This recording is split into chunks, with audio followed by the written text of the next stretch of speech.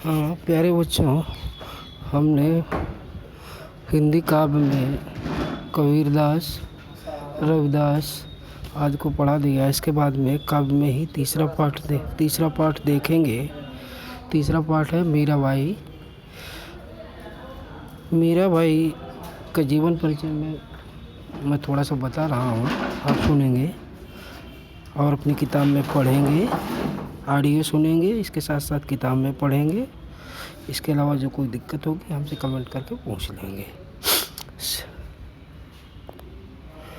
कृष्ण भक्त की अनन्य उपासिका मीराबाई का जन्म 1498 ईस्वी के लगभग राजस्थान में मेड़ता के पास चौकड़ी नाम के गांव में हुआ था।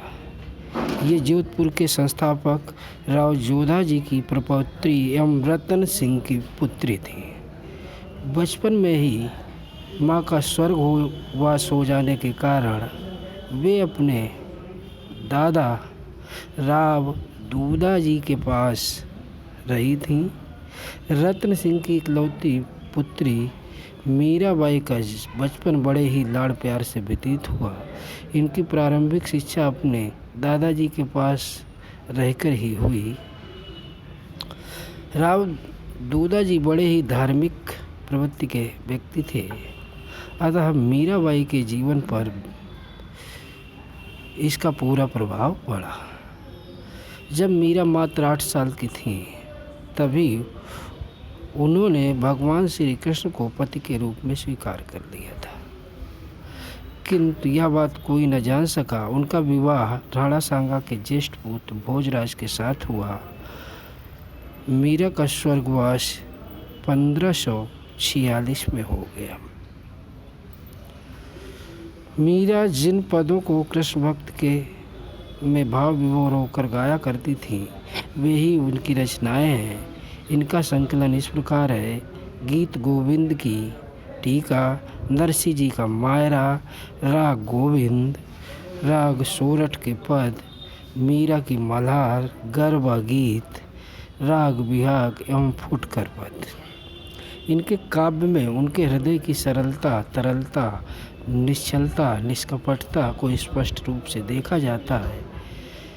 यही कारण है कि कहीं पर भी इनके साहित्य में कहीं पर भी पांडित्य का प्रदर्शन नहीं हुआ है। इसके आगे आप देखेंगे मीराबाई का पहला पद: बसो मेरे नैनन में नंदलाल, मोर मुकुट मकराकृत कुंडल, अरुण तिलक दिए भाल, मोहन मूरति सामरि सूरति, नैना पने विशाल, अधर सुधारस मुरली राजत उर बैजंती माल, क्षुद्र घंटिका कटि तट शोभित नूपुर शबद रसाल, मीरा प्रभु संतन सुखदाई, भक्त बचल गोपाल। प्रस्तुत पद में मीराबाई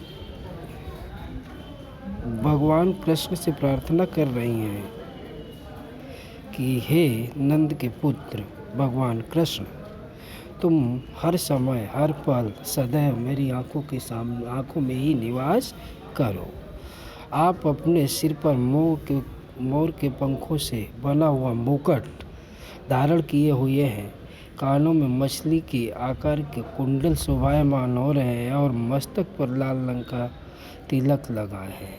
आपकी आकृति मोहित करने वाली है और सांवला रंग है। आपके नेत्र बड़े बड़े हैं, होठों पर अमृत रूपी रस बरसाने वाली बंसी सुशोभित हो रही है और गले में वैजंती माला को धारण किए हुए हैं। आपकी कमर में छोटी छोटी घंटियाँ शोभायमान हैं तथा पैरों में सरस ध्वनि करने वाले घुंघरू बंधे हुए हैं। मीराबाई कहती हैं कि भगवान कृष्ण संतों को, सज्जनों को सुख देने वाले हैं तथा भक्तों पर वात्सल्य भाव रखने वाले हैं। भाव ये है कि भक्तों को भगवान श्री कृष्ण पुत्रवत स्नेह करते हैं और ऐसी